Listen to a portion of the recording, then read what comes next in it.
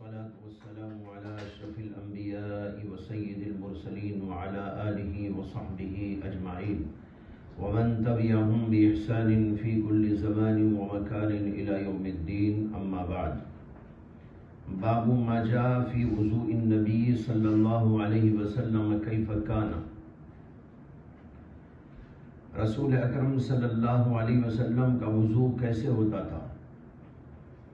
اس کے اندر جامع کلام ہے وضو کے بارے میں، اور جس حدیث کے اندر کسی سلسلے میں تمام تفصیلات اور جزیات بتائی گئی ہوں، ایسی حدیث کو جامع کہا جاتا ہے. یا یوں کہیے کہ جس باب کے اندر ایسی احادیث کو بیان کیا جاتا ہے اس کو باب جامع کہا جاتا ہے. یہ باب جامع ہے. اوپر الگ الگ کچھ باتیں آئی تھی، ایک دفعہ وضو کرنا، 3 دفعہ وضو کرنا، بعض اعضاء کو 1 دفعہ، بعض کو 3 دفعہ وغیرہ. اب یہاں جامع ہے کہ اس کے اندر رسول اکرم صلی اللہ علیہ وسلم کا وضو کا وہ طریقہ بیان کیا گیا ہے جو اللہ کے نبی علیہ السلام کا معمول تھا. اس کے اندر حدیث ہے ابو حیہ جو حضرت علی کے شاگرد ہیں، ان سے انہوں نے کہا رأیت علیٰ توضأ فغسل کفیہ حتی انقاہما. میں نے حضرت علی کو دیکھا کہ انہوں نے وضو کیا اور اپنے کفین کو دھویا، حتی انقاہما، یہاں تک کہ ان کو بالکل منقع کر دیا، یعنی صاف کر دیا، بالکل اچھی طرح دھو دیا. ثم مزمز ثلاثا، پھر 3 دفعہ کلی کی، واستنشق ثلاثا، پھر 3 دفعہ ناک میں پانی ڈالا. یہ لفظ صاف بتا رہا ہے کہ حضرت علی نے 3 دفعہ الگ سے کلی کی اور 3 دفعہ الگ سے ناک میں پانی ڈالا. احناف کا یہی مسلک ہے کہ فصل ہونا چاہیے مزمزے اور استنشاق میں، جیسے کہ تفصیل گزر گئی، اور اس کی یہ بہت ہی مضبوط دلیل ہے جو اس وقت سامنے ہے. وغسل وجہہ ثلاثا، اور پھر 3 دفعہ چہرہ دھویا، وذراعیہ ثلاثا، اور اپنے ہاتھوں کو 3 دفعہ دھویا، ومسح براسہ مرۃ، اور سر کا مسح 1 دفعہ کیا.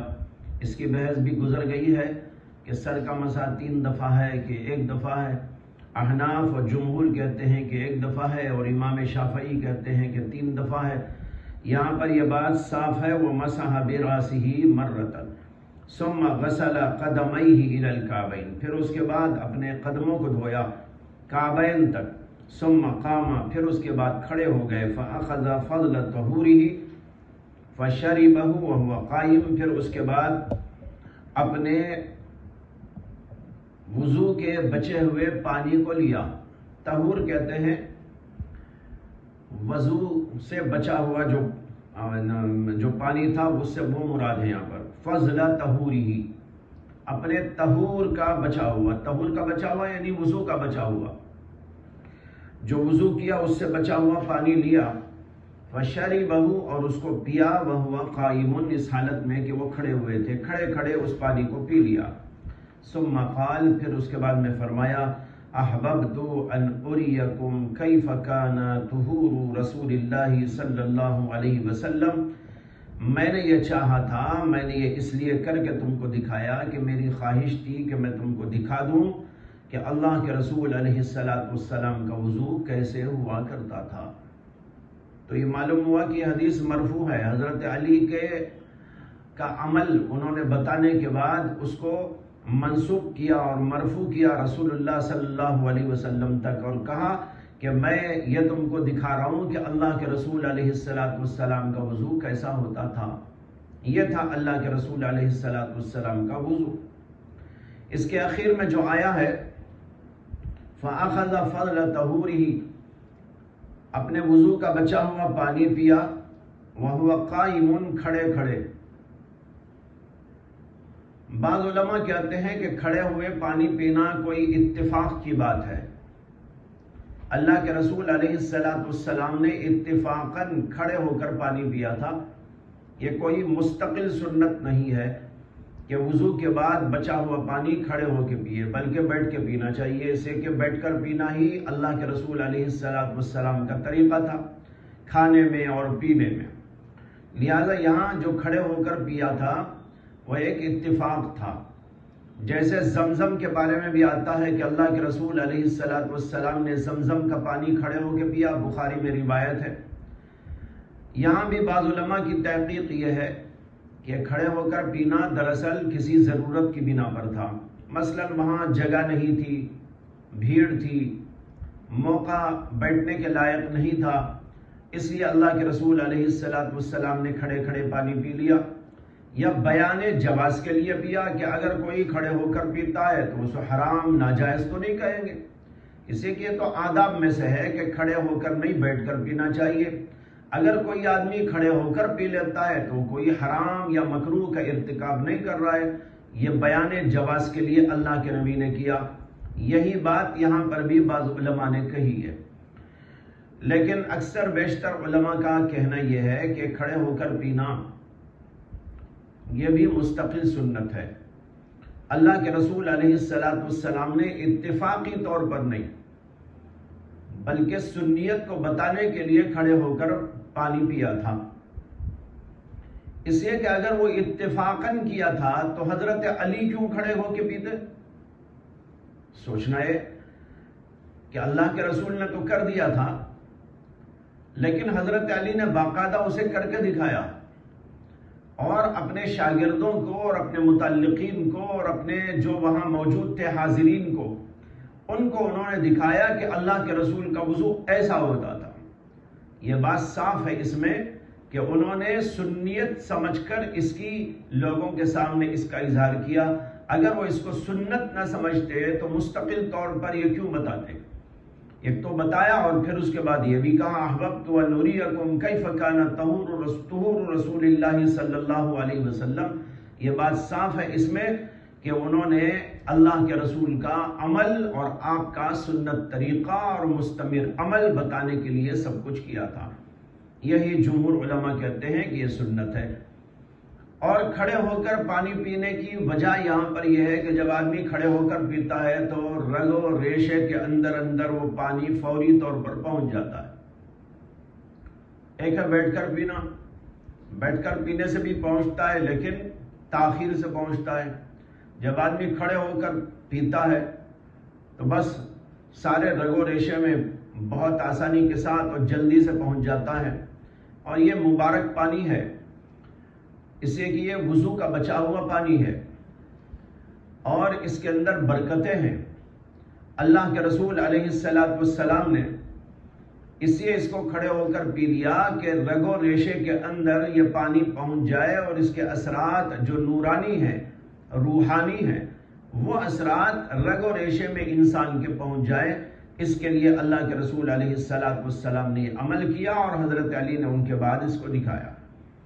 اس کے بعد میں ہے قال ابو عیسیٰ فی الباب عن عثمان وعبداللہ بن زید وغیرہ۔ عبارت واضح ہے کہ امام ترمذی نے کئی حضرات صحابہ کا حوالہ دیا کہ ان سب سے وضو کے سلسلے میں روایات آئی ہیں، بلکہ یہ تو تھوڑے سے لوگوں کا ذکر کیا ہے امام ترمذی نے، ورنہ تو 50-60 صحابہ کرام سے وضو کے سلسلے میں روایات آئی ہوئی ہے۔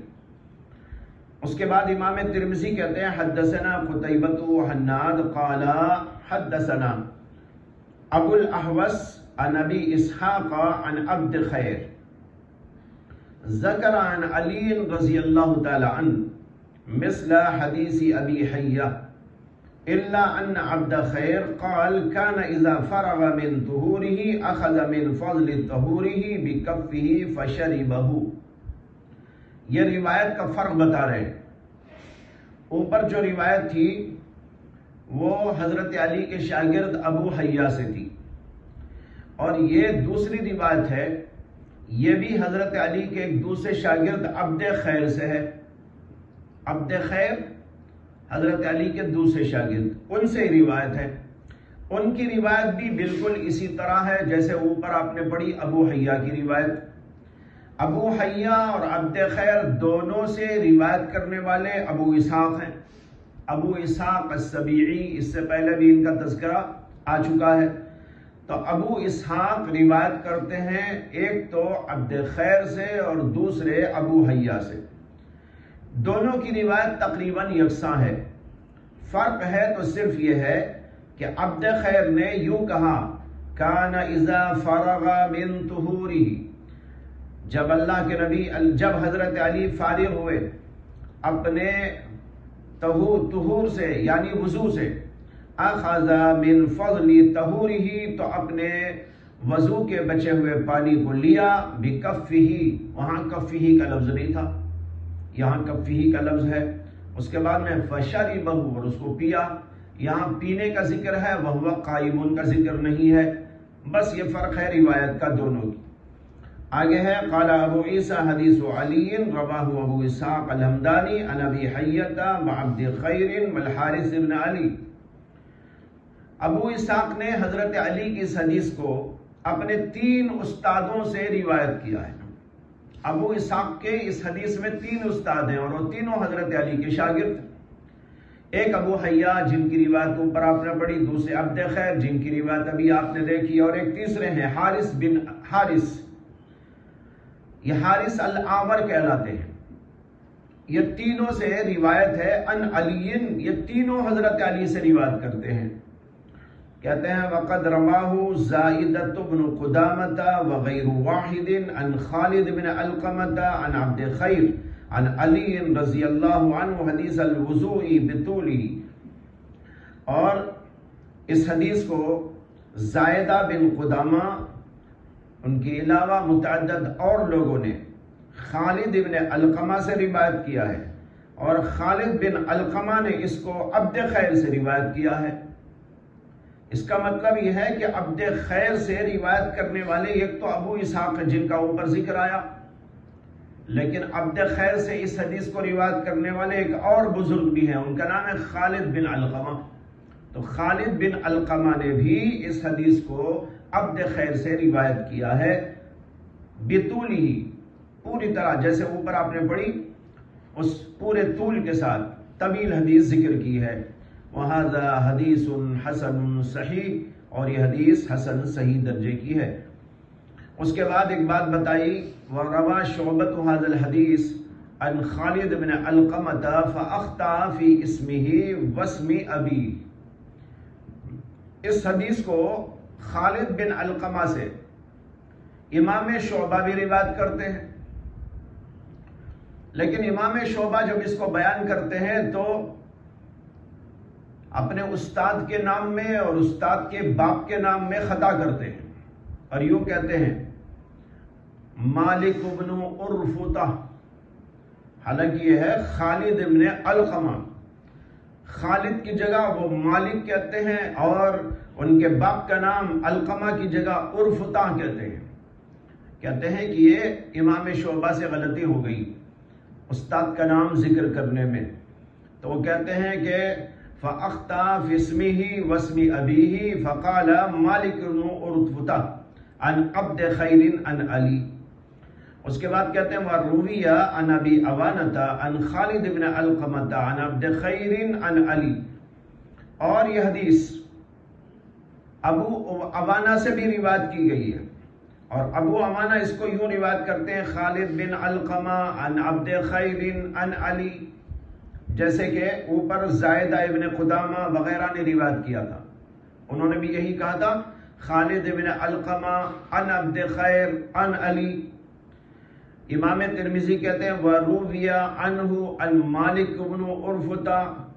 اور ابو عوانہ سے ایک روایت یوں بھی آئی ہے کہ انہوں نے بھی شعبہ کی طرح کہا مالک بن عرفتہ. تو ابو عوانہ سے 2 طرح مروی ہے. ابو عوانہ کبھی تو کہتے ہیں خالد بن علقمہ سے یہ حدیث ہے، اور خالد بن علقمہ اس کو عبد خیر سے روایت کرتے ہیں، اور عبد خیر علی سے روایت کرتے ہیں.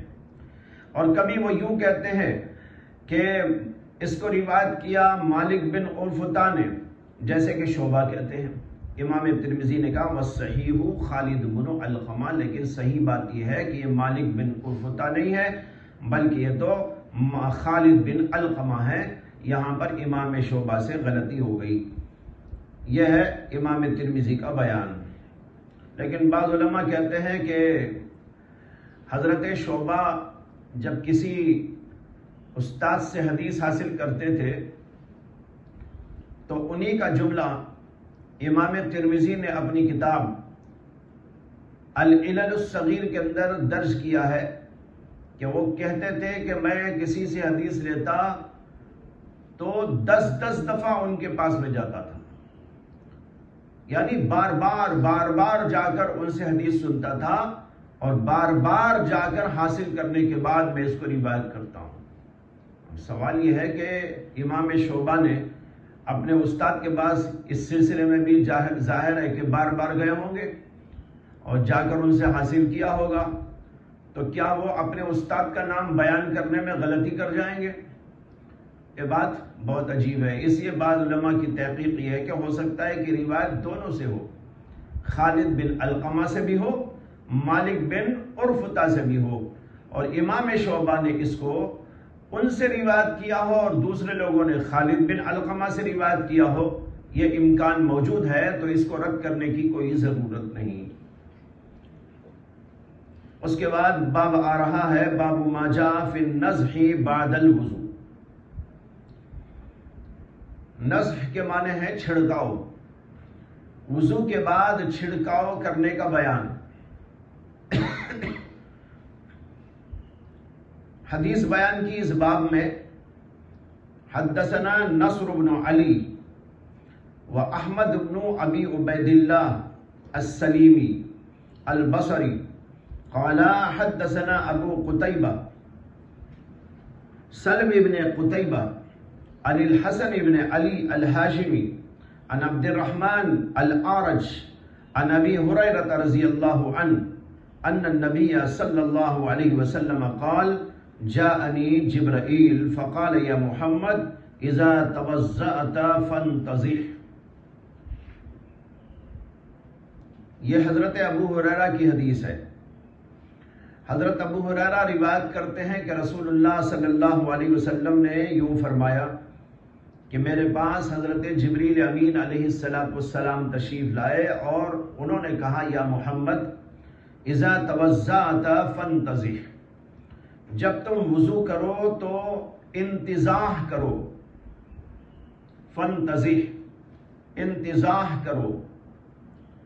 اسی سے امام ترمذی نے باب باندھا باب ما جاء فی النضح بعد الوضو۔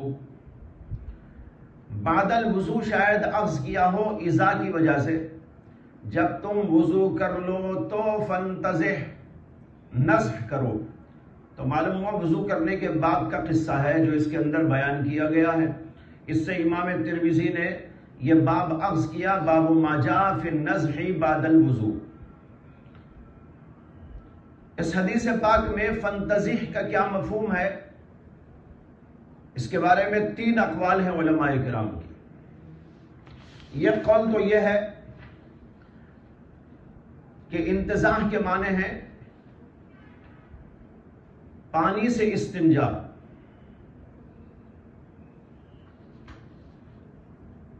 لہذا یہ مطلب ہوا اذا توضأت فانتضح، جب آپ وضو کرنا چاہیں تو استنجا پانی سے کر لیا کریں۔ اس صورت کے اندر آپ کو اذا توضأت میں یہ مفہوم لینا ہوگا اذا اردت الوضو، جب آپ وضو کرنے کا ارادہ کریں، اس لیے کہ وضو کرنے کے بعد استنجا کا مفہوم نہیں ہے، وضو کرنے سے پہلے۔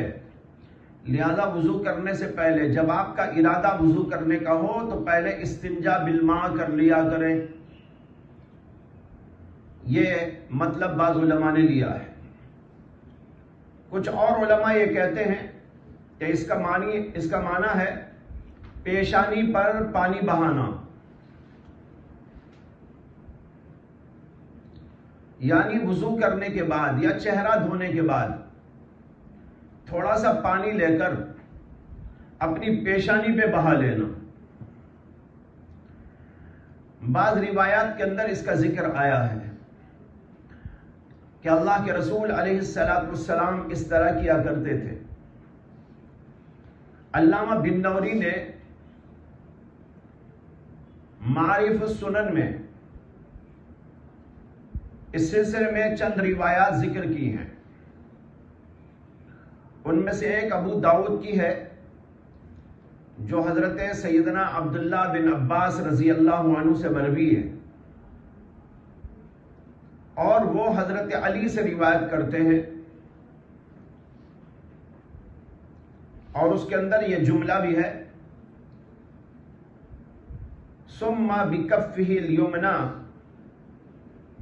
قبضۃ مما فصبھا علی ناصیتہ،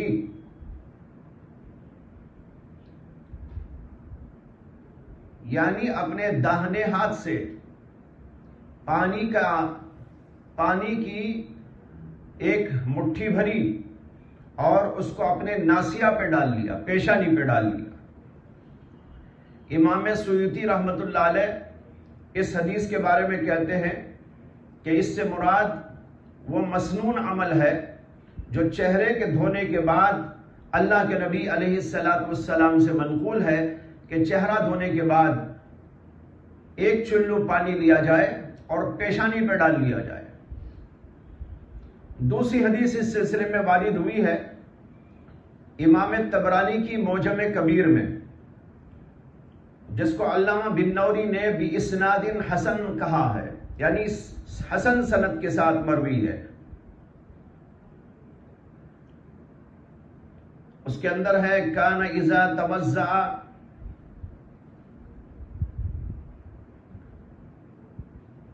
اخذ فضل ما حتى يسيله على موضع سجوده، یعنی جب آپ وضو کرتے تو اپنے چلو میں پانی لیتے، بچا ہوا پانی، اور اس کو بہاتے موضع سجودی، موضع سجود یعنی پیشانی کے اوپر بہا لیتے تھے۔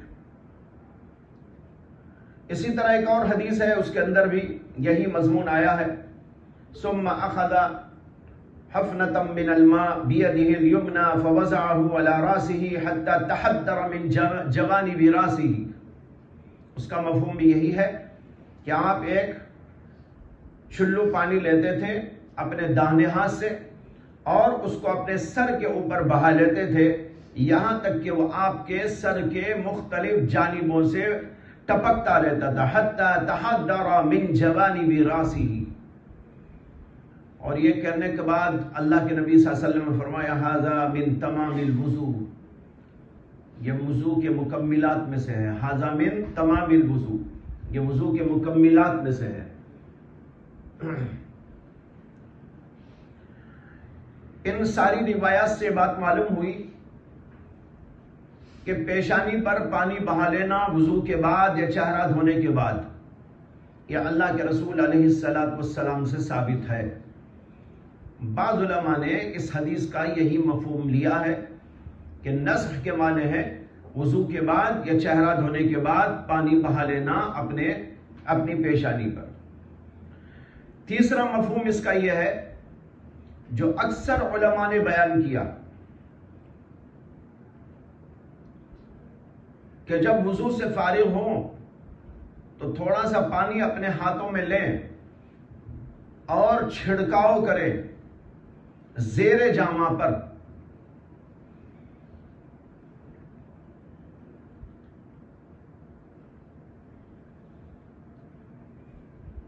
یعنی اوپر کپڑوں سے چھڑکاؤ کر لیں اپنی شرمگاہ کی طرف۔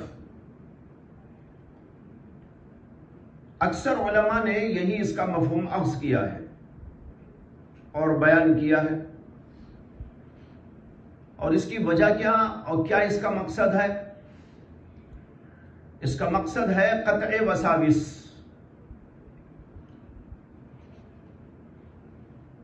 اس لیے کہ جو لوگ وسوسے کا شکار ہوتے ہیں تو بسا اوقات ایسا ہوتا ہے کہ آدمی اپنے ہی ہاتھ سے پانی اس کا پڑ گیا تھا لیکن بعد میں سمجھتا ہے کہ وہ شاید قطرہ نکل گیا، اور پھر اسی میں پریشان رہتا ہے۔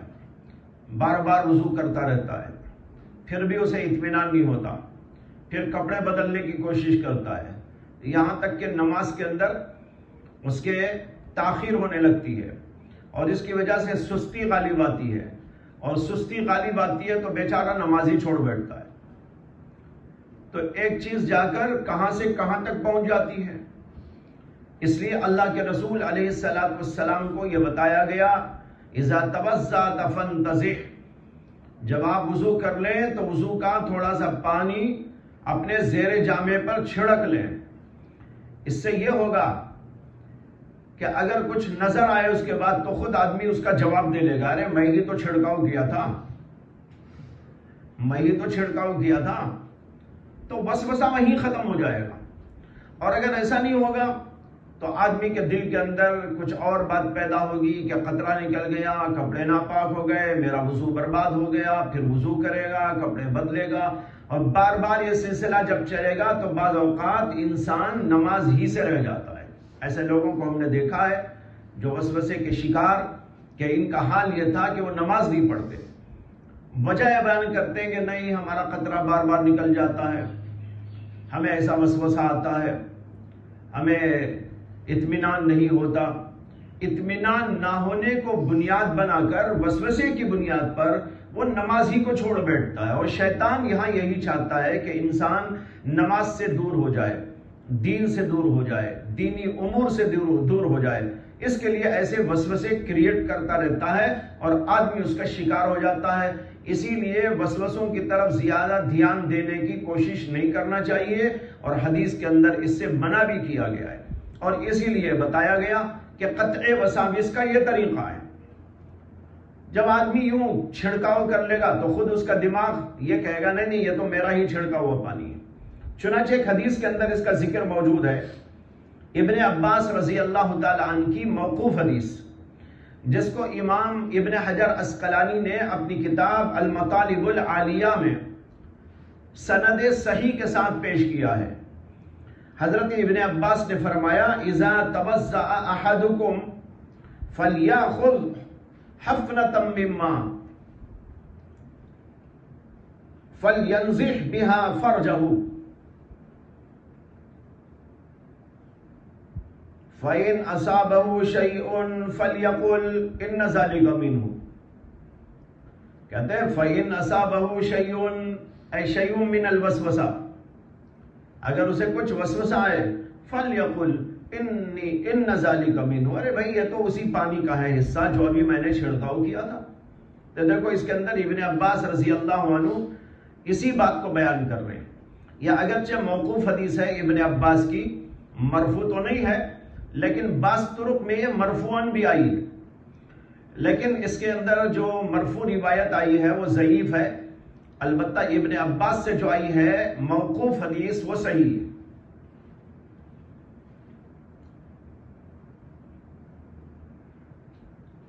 یہاں پر حضرت شیخ الہند مولانا محمود حسن دیوبندی رحمۃ اللہ علیہ نے ایک بہت اچھی توجیہ بیان کی ہے یہ پانی کے چھڑکاؤ کے سلسلے میں۔ حضرت نے فرمایا ہے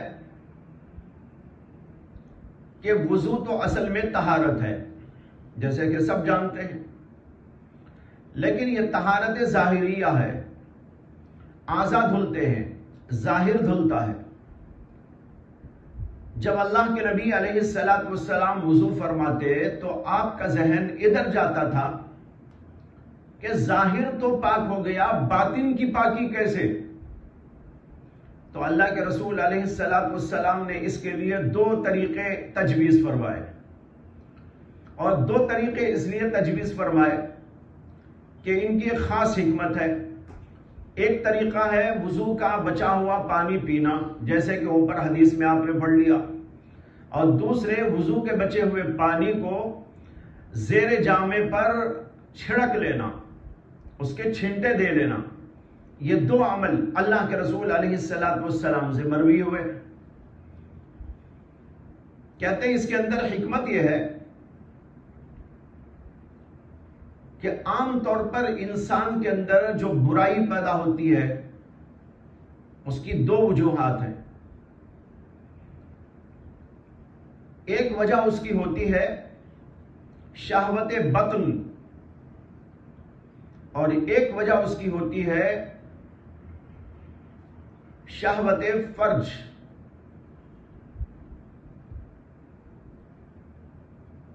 شہوت بطن کا ازالہ کرنے کے لیے اللہ کے نبی علیہ السلام نے کھڑے ہو کر پانی پی لیا، وضو کا بچا ہوا پانی، اسے کہ اس کے اندر نورانیت ہوتی ہے، اس کے اندر روحانیت ہوتی ہے۔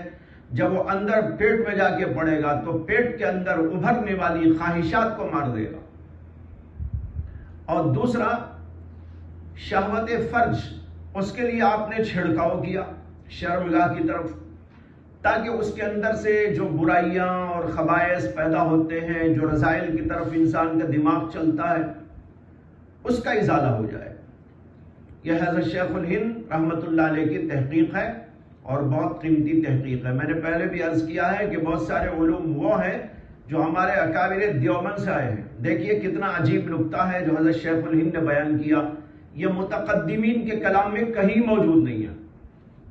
میں نے بہت تلاش کیا کہ کسی اور کے کلام میں بھی ایسا ہو، لیکن کہیں مجھے نظر نہیں آیا، لیکن حضرت شیخ الہند کے ہاں یہ تحقیق موجود ہے، جس کو ہمارے سبھی اکابر ہمیشہ سے نقل کرتے چلے آئے ہیں۔ اس کے بعد امام ترمذی نے اس حدیث کے بارے میں کہا، ھذا حدیث غریب، یہ حدیث غریب ہے۔ وسمعت محمدا یقول الحسن بن علی الہاشمی منکر الحدیث، میں نے امام بخاری کو یہ کہتا ہوا سنا کہ اس کے راوی حسن بن علی الہاشمی منکر الحدیث ہیں، اور امام بخاری جس آدمی کو منکر الحدیث کہیں وہ آدمی ان کے نزدیک ناقابل اعتبار اور ایسا راوی ہوتا ہے جس سے روایت کرنا حلال نہیں ہوتا، جائز ہی نہیں ہوتا۔ چنانچہ خود امام بخاری نے کہا کہ اگر میں کسی کے بارے میں کہوں کہ وہ منکر الحدیث ہے تو اس سے روایت کرنا حلال نہیں ہے، یعنی بہت سخت جرح ہے یہ امام بخاری کے پاس۔ کہتے ہیں وفی البابی عن ابی الحکم ابن سفیان وابن عباس وزید بن حارثہ وابی سعید الخدری، اور اس باب میں ابو الحکم بن سفیان سے اور ابن عباس سے اور زید بن حارثہ سے اور ابو سعید خدری سے بھی حدیثیں ہیں، اور بعض نے یوں کہا سفیان ابن الحکم، اور بعض نے کہا حکم بن سفیان، واضطربوا فی ھذا الحدیث، اور علماء محدثین نے یا راویوں نے اس کی سند کے اندر یہ اختلاف کیا ہے۔ امام ترمذی نے اس کے اندر بتایا کہ اس سلسلے میں اور بھی روایات ہیں۔ اسی سے علماء کہتے ہیں کہ اوپر والی حدیث تو بہرحال ناقابل اعتبار ہے، ضعیف ہے، کمزور ہے، لیکن اس کمزور روایت کے ساتھ اور بھی روایتیں ہیں، جیسے ابو الحکم بن سفیان کی حدیث ہے، ابن عباس کی حدیث ہے، زید بن حارثہ کی حدیث ہے، ابو سعید خدری کی حدیث ہے۔ جب 4-5 اور لوگوں سے بھی اس سلسلے میں روایات آ گئی ہیں تو پھر وہ روایت قابل اعتبار ہو جاتی ہے، اس لیے کہ اس کے اندر قوت اور اس کے اندر حسن پیدا ہو جاتا ہے۔ اس کے بعد انہوں نے کہا کہ ابو الحکم بن سفیان، ان سے بھی حدیث ہے، اور بعضوں نے ان کو سفیان بن حکم کہا، بعضوں نے حکم بن سفیان کہا، بعضوں نے ابو الحکم بن سفیان کہا، لیکن اس سے کچھ فرق نہیں پڑتا حدیث میں، اس سے کہ یہ صحابی ہے، اور صحابی کے نام میں اگر اتنا اختلاف ہو تو اس سے کچھ ضرر نہیں پڑنے والا ہے۔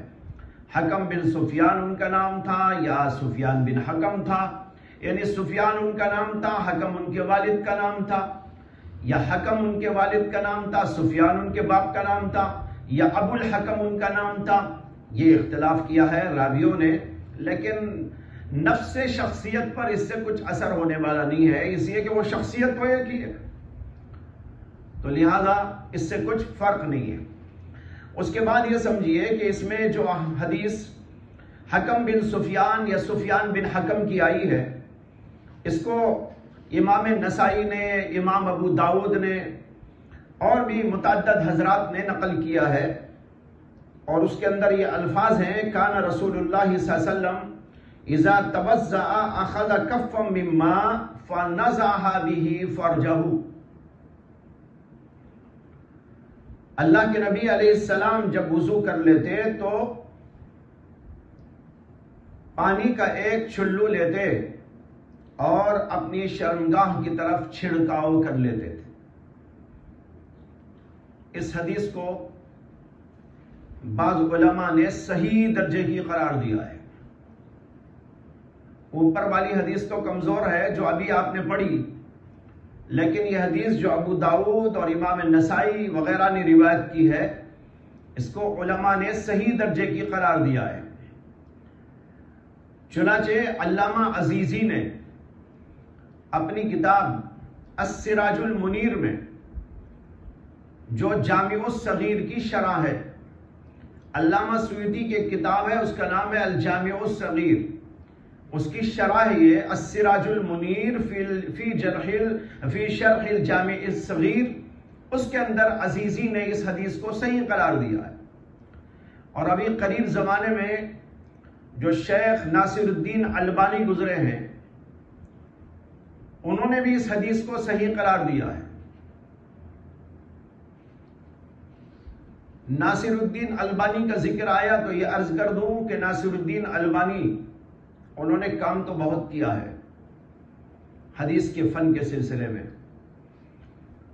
لیکن ان کے بارے میں ہر جگہ اعتماد نہیں کر سکتے، اس لیے کہ ان کا شروع سے اس سلسلے میں کوئی تعلق نہ تھا، بلکہ وہ ایک دکان رکھے ہوئے تھے، گھڑی سازی کی دکان. اس کے بعد ان کو ذوق پیدا ہوا اور پھر انہوں نے علم حاصل کیا اور پھر آگے بڑھتے چلے گئے، اور ان کو اس فن سے بڑی دلچسپی پیدا ہو گئی. اس فن سے دلچسپی پیدا ہونے کے بعد انہوں نے سندوں کے بارے میں، اسماء الرجال کے بارے میں، اور اسی طرح احادیث کی جانچ پڑتال کے بارے میں بڑا ذوق دکھایا اور کئی کتابیں لکھ دی. ان کی بہت ساری کتابیں آج دنیا کے اندر معروف ہیں، مشہور ہیں. بعض اچھی کتابیں بھی ہیں، کام انہوں نے کافی کیا ہے، لیکن ہر جگہ اعتماد نہیں کر سکتے. ہمارے بزرگوں میں سے حضرت حبیب الرحمن اعظمی رحمۃ اللہ علیہ نے ان کے بارے میں کتاب لکھی ہے، اس کا نام ہے الاستاذ ناصر الدین الالبانی افکارہ و اخطاؤہ. افکارہ و اخطاؤہ، یہ کتاب میرے پاس بھی موجود ہے، چھوٹی چھوٹی 3 جلدوں میں ہے. حضرت نے اس کے اندر ان کی مختلف جگہ پر جو کوتاہیاں اور غلطیاں سرزد ہوئی ہیں اس کا ذکر کیا ہے کہ فن حدیث کے سلسلے میں انہوں نے یہاں غلطی کی، یہاں غلطی کی، یہاں غلطی کی. وہ کتاب پڑھنے سے آپ کو اس کا اندازہ ہوگا.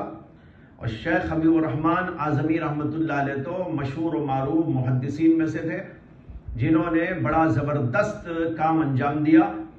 ابن ابی شیبہ پر ان کا کام ہے، اور مصنف عبد الرزاق پر ان کا تحقیقی اور تعلیقی کام ہے. اسی طریقے پر سنن سعید بن منصور پر انہوں نے کام کیا ہے. اس کے علاوہ بھی بہت سارے علمی کام، اور خاص طور پر حدیث کے سلسلے میں ان کے کام بالکل نمایاں اور آشکار ہیں. مجھے ان سے بھی سند حدیث حاصل ہے. تو بہرحال یہ ضمناً بات آئی اور اس کا میں نے ذکر کر دیا آپ کے سامنے. یہ باب ختم ہوا. اب اس کے بعد آگے دیکھیے، باب ما جاء فی اسباغ الوضوء. اسباغ کے معنی آتے ہیں اکمال، تکمیل، یعنی وضو کو کامل طریقے پر کرنے کا باب. وضو کامل طور پر کرنا چاہیے، ناقص طور پر نہیں کرنا چاہیے، بلکہ جتنے بھی کام شریعت کے ہم کرتے ہیں ان سب کے اندر اس کا اہتمام کرنا چاہیے. نماز ہو تو کامل ہو، روزہ ہو تو کامل ہو، زکوٰۃ دیں تو کامل طریقے پر، حج کریں تو وہ کامل طور پر، اسی طرح وضو کریں تو وضو بھی کامل طور پر کرنا چاہیے. اس باب کے اندر حدیث لائے ہیں حضرت ابو ہریرہ رضی اللہ تعالی عنہ سے، ان رسول اللہ صلی اللہ علیہ وسلم قال الا ادلکم علی ما یمحو اللہ بہ الخطایا ویرفع بہ الدرجات. قالوا بلی یا رسول اللہ. قال اسباغ الوضوء علی المکارہ وکثرۃ الخطى الی المساجد وانتظار الصلاة بعد الصلاة فذلکم الرباط.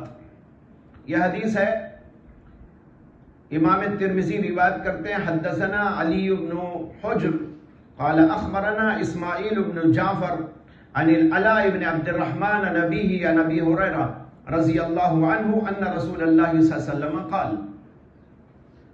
اس حدیث کے اندر نبی اکرم صلی اللہ علیہ وسلم کہتے ہیں الا ادلکم علی ما یمحو اللہ بہ الخطایا ویرفع بہ الدرجات، کیا میں تم کو نہ بتاؤں وہ چیز جس کی وجہ سے اللہ تعالی خطاؤں کو مٹا دیتے ہیں اور درجات کو بلند کرتے ہیں. یمحو اللہ، محو سے ہے جس کے معنی ہے مٹا دینا، یہاں مٹانے سے مراد ہے معاف کر دینا. اللہ مٹاتے ہیں کا مطلب ہے معاف کر دیتے ہیں، اور مٹانا بھی اگر لے تو وہ بھی صحیح ہے.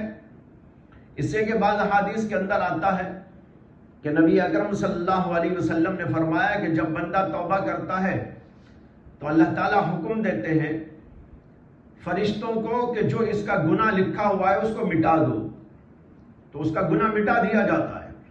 یہ بھی اللہ کی بہت بڑی رحمت ہے، اس کی شفقت و مہربانی ہے کہ جب بندہ توبہ کرتا ہے، اور اسی میں یہ بھی ہے کہ کچھ نیکیاں کرتا ہے تو اللہ تبارک و تعالیٰ گناہوں کو مٹا دیتے ہیں. بڑے گناہ تو توبہ سے مٹائے جاتے ہیں، اور چھوٹے موٹے گناہ مختلف اعمال اور عبادات کی وجہ سے مٹا دیے جاتے ہیں.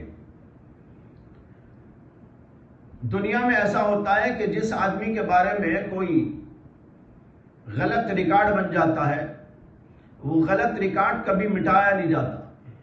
معافی ہو جائے، تلافی ہو جائے، جرمانہ لگ جائے، وہ جیل میں جا کے آ جائے، سزا اپنی کاٹ لے، لیکن پھر بھی جو اس کی فائل ہے نا وہ برقرار رکھی جاتی ہے کہ کبھی کسی اور موقع پر کچھ بات ہو جائے تو پھر وہی فائل اٹھا لیں گے اور کہیں گے تو نے ایسا کیا اور تو نے ایسا کیا اور تو نے ایسا کیا. لیکن اللہ کی رحمت کے قربان جائیے کہ اللہ تعالیٰ جب بندہ توبہ کرتا ہے یا نیکیاں کرتا ہے تو اس کے گناہ کو مٹانے کا حکم دے دیتے ہیں اور مٹا دیتے ہیں، گویا کہ اس کی فائل ہی کو اللہ تبارک و تعالیٰ ختم کر دیتے ہیں. اب وہ ایسا ہو جاتا ہے جیسے کہ گناہ ہی نہ کیا ہو. کتنی بڑی اللہ کی رحمت. یہ دیکھو دنیا والوں کے طریقہ کار میں اور اللہ تبارک و تعالیٰ کے عمل میں کہ کیسا بڑا فرق ہے. اللہ تعالیٰ گناہوں کو معاف کرتے ہیں تو فائل ہی کو مٹا دیتے ہیں، یہاں تک کہ فرشتوں کے دماغ سے مٹا دیتے ہیں. یہ بھی آیا حدیث میں کہ ایک تو فرشتوں کو حکم دیتے ہیں کہ اس کو مٹاؤ، اور پھر اللہ فرشتوں کے دماغ سے بھی اس کو مٹا دیتے ہیں. کہیں ایسا نہ ہو کہ میرا بندہ جس نے معافی طلب کر لی اور اپنے گناہوں سے عاجزانہ طور پر میرے سے آ کر توبہ کر لی، میں نے اس کو معاف کر دیا، لیکن کہیں ایسا نہ ہو کہ فرشتوں کے دماغ کے اندر اس کی برائی آ جائے. ہوتا نا ایک آدمی اللہ سے تو معافی مانگ لیتا لیکن بندے معاف نہیں کرتے. بندے کہتے ہیں ارے اس نے ایسا کیا تھا، اس نے ایسا کیا تھا. تو کہیں ایسا نہ ہو فرشتوں کے دماغ سے بھی اللہ اس کو نکال دیتے. یہ اللہ کی حکمت اور اللہ تعالیٰ کی رحمت، اس کی شفقت و مہربانی. تو محو کا لفظ یہاں پر اس معنی کر بھی ہو سکتا ہے اور اس معنی کر بھی کہ محو کے معنی ہے مغفرت کر دینا اور معاف کر دینا. تو کہا الا ادلکم علی ما یمحو اللہ بہ الخطایا ویرفع بہ الدرجات، کیا میں تمہیں ایسا عمل نہ بتاؤں؟ دلالت کرنے کے معنی بتانا. ادلکم، کیا میں تم کو دلالت نہ کروں ایسے عمل کی؟ کیا میں تم کو نہ بتاؤں ایسا عمل؟ کون سا عمل؟ یمحو اللہ بہ الخطایا، جس کے ذریعے اللہ خطاؤں کو معاف کر دیتے ہیں اور درجات کو بلند کر دیتے ہیں. اس کے بعد صحابہ کرام نے عرض کیا بلا یا رسول اللہ. آپ نے کہا اسباغ الوضوء علی المکارہ وکثرۃ الخطى الی المساجد وانتظار الصلاة بعد الصلاة فذلکم الرباط. 3 باتیں فرمائی جس سے اللہ تعالیٰ گناہوں کو معاف کر دیتے ہیں اور درجات کو بلند کرتے ہیں. لیکن یہاں سب جگہ یاد رکھنا چاہیے کہ چھوٹے موٹے گناہ معاف ہوتے ہیں. جہاں تک کبیرہ گناہ کا تعلق ہے اس کے لیے تو شرط ہے کہ آدمی دل سے اللہ سے توبہ کرے. بغیر توبہ کوئی گناہ کبیرہ معاف نہیں ہوتا. ہاں بڑے سے بڑا گناہ کیا ہو اور انسان اللہ سے معافی مانگ لے, توبہ کر لے اور آئندہ نہ کرنے کا عزم اللہ کو دکھائے, اللہ تعالیٰ اس کو معاف کر دیتے ہیں. باقی چھوٹے موٹے گناہ ہوتے رہتے ہیں آدمی کے, بلکہ ایسے گناہ ہو جاتے ہیں کہ آدمی کو احساس بھی نہیں ہوتا.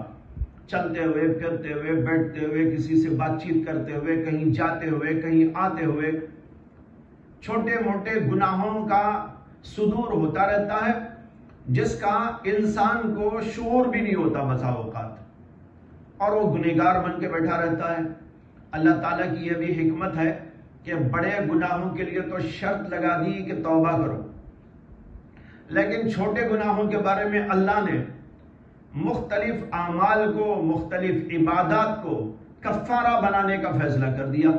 نماز پڑھیں گے گناہ معاف ہو جائیں گے, وضو کریں گے تو تمہارے گناہ جھڑ جائیں گے, اور مسجد کی طرف چلیں گے تو جاتے اور آتے ہر قدم پر نیکیاں لکھی جائیں گی اور گناہ معاف کر دیے جائیں گے.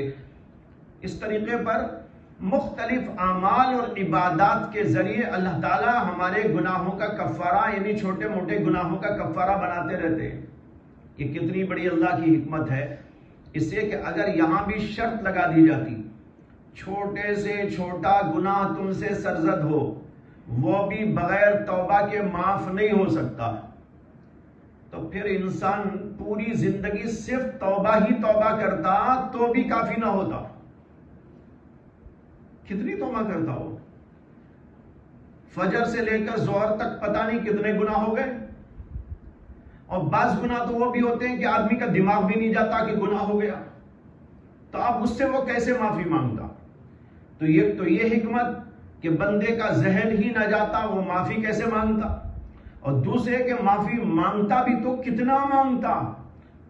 اسی اللہ تعالیٰ نے اپنی حکمت بالغہ سے اور رحمت عظیمہ سے یہ کر دیا کہ ہم کچھ نیکیاں کرتے ہیں اللہ تعالیٰ گناہ معاف کر دیتے ہیں.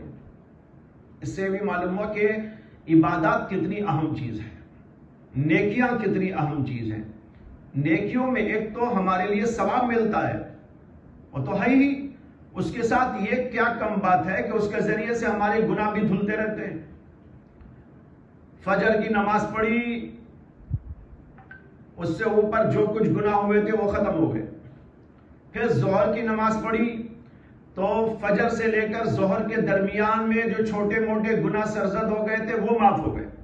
اس طرح ہر نماز کے وقت میں جب آدمی نماز وضو کرتا ہے, نماز پڑھتا ہے, تو اس کے گناہ پاک ہوتے رہتے ہیں, پاک ہوتے رہتے ہیں, یہاں تک کہ بندے کے اوپر سے سارے گناہ نکل جاتے ہیں.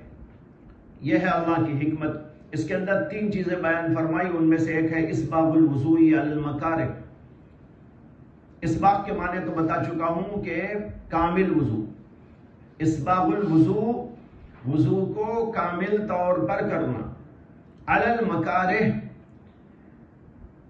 مکارہ پر یعنی طبیعت کے نہ چاہنے کے باوجود. مکارہ مکرہ کی جمع ہے, اور مکرہ کہتے ہیں ایسی چیز کو جو قابل کراہت ہوتی ہے. مراد اس سے وہ چیزیں ہیں جو انسان کے نفس کو اچھی نہیں لگتی. انسان کا نفس ان سے کراہت کرتا ہے, دور بھاگتا ہے. جیسے سخت سردی کا موسم ہے, وضو کرنا اچھا نہیں معلوم ہوتا, برا معلوم ہوتا ہے. یا اپنے کام دھام میں لگا ہوا ہے, اسے چھوڑ کر آ کر وضو کرے اور نماز پڑھے, اسے برا معلوم ہوتا ہے.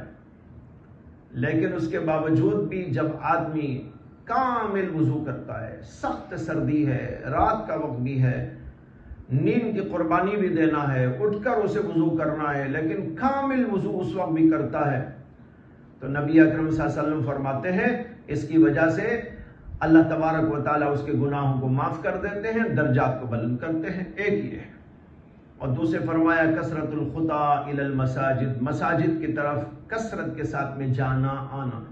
खुदा के माने कदम, कसरतुल खुदा यानी कसरत के साथ कदम का रखना मस्जिदों की तरफ जाते रहना, आते रहना नैनी नमाजों के लिए। इसका मतलब ये नहीं कि खामखा जाए आए। कोई साहब कहने लगे कि भाई मस्जिदों की तरफ जाने आने का बड़ा सवाब है, इसलिए बस मैं तो सुबह से शाम तक यहाँ से वहाँ तक टहलता रहूँगा, इधर से जाऊँगा मस्जिद तक, मस्जिद से आऊँगा घर तक, घर से जाऊँगा मस्जिद तक। ये मुराद यहाँ पर नहीं है। इसी तरह ये मुराद भी नहीं है जैसे बाद लोगों ने ये बताया कि छोटे छोटे कदम रख के जाए। अब आपको मस्जिद तक जाना है, मस्जिद तक जाने में समझो कि 50 कदम का फासिला है, तो इसमें 50 नेकियां मिलेंगी, 50 गुनाह माफ होंगे। तो बाद उलमा ये कहते हैं कि 50 को 100 बना दो। कैसा? छोटे छोटे कदम रखो। एक कदम यूं रखने के बजाय जरा जरा करीब करीब रखो। एक कदम के 2 कर दो तो वो 50 कदम जाकर 100 कदम हो जाएंगे, तो तुम्हारे 100 गुनाह माफ हो जाएंगे और 100 नेकियां तुम्हारे आमाल नामे के अंदर लिख दी जाएंगी। ये बाज़ उलमा ने कहा, लेकिन मुहक्किकीन उलमा इस बात के कायल नहीं है। वो कहते हैं कि हदीस की ये मुराद नहीं है। हदीस की मुराद ये है कि बार बार जाते रहना, हर वक्त जाते रहना, जब भी नमाज की जरूरत है तो जाते रहना, आते रहना, ये इससे मुराद है।